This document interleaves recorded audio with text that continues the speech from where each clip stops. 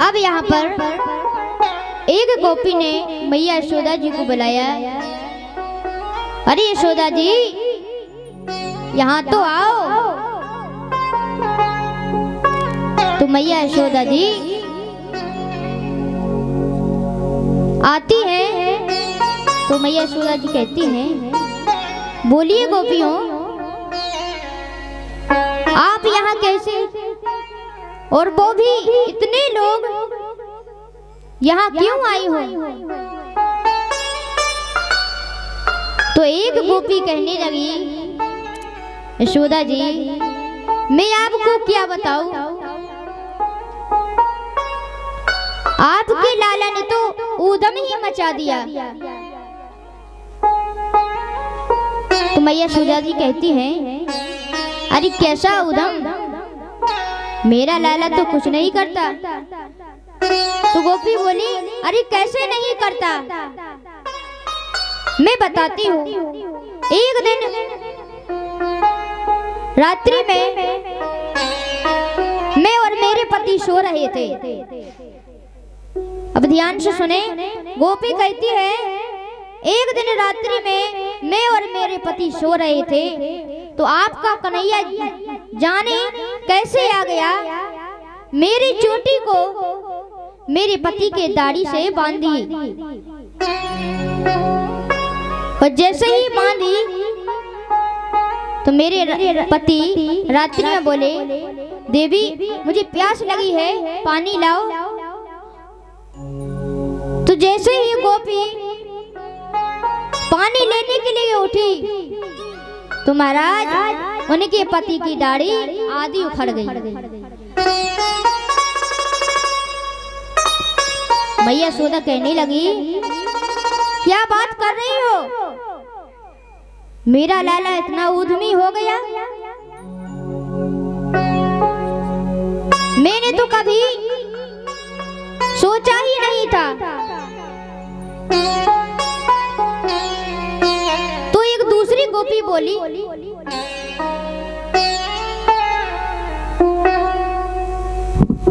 कि यशोदा मैया जी, आपका लाला इतना चालाक हो गया कि एक दिन मेरी बेटी खटिया पर सो रही थी, खटिया पर सो रही थी, और न जाने कैसे आपका कन्हैया आया, तो मेरी बेटी की चुटिया खटिया की पटिया में बांध दी। ध्यान से सुनना, बिटिया की चुटिया खटिया की पटिया में बांध दी, और बेटी के कान में हौवा कह दिया।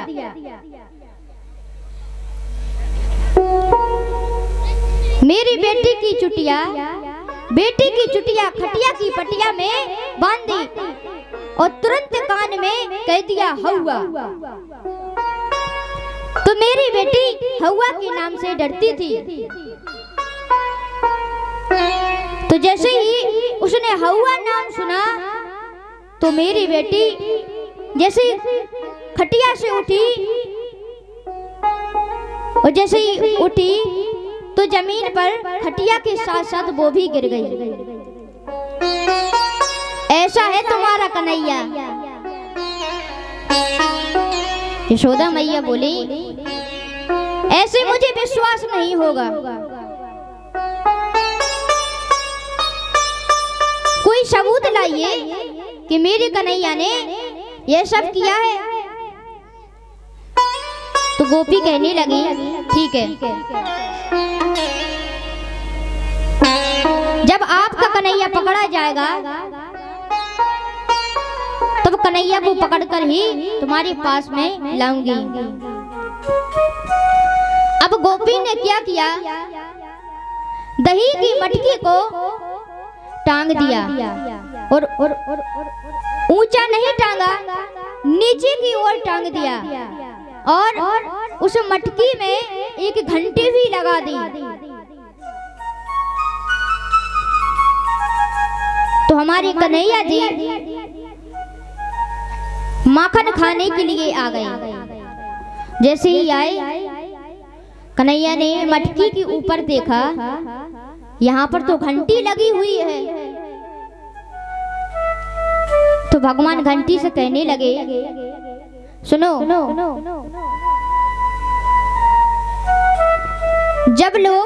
जब हम लोग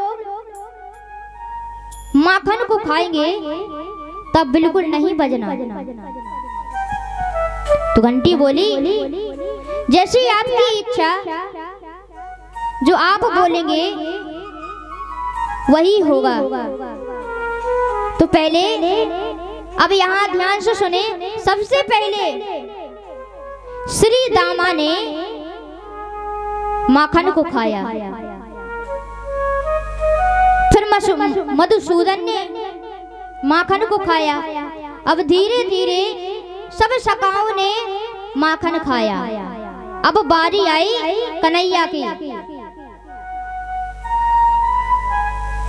और जैसे ही कन्हैया की बारी आई, कन्हैया ने जैसे ही माखन का भोग लगाया तो घंटी तुरंत बजने लगी।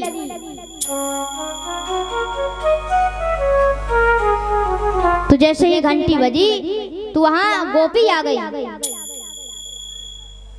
और गोपी आई तो सारे सखा भाग गए।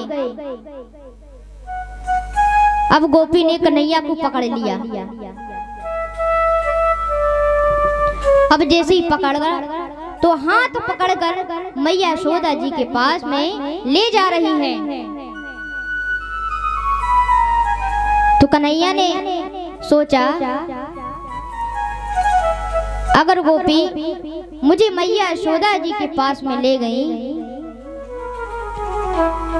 तो ये अच्छा नहीं होगा। तो उस गोपी के पति रास्ते में खड़े हुए थे। तो कन्हैया ने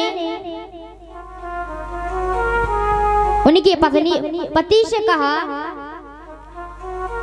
कि आपकी पत्नी मुझे विवाह करवाने के लिए ले जा रही हैं।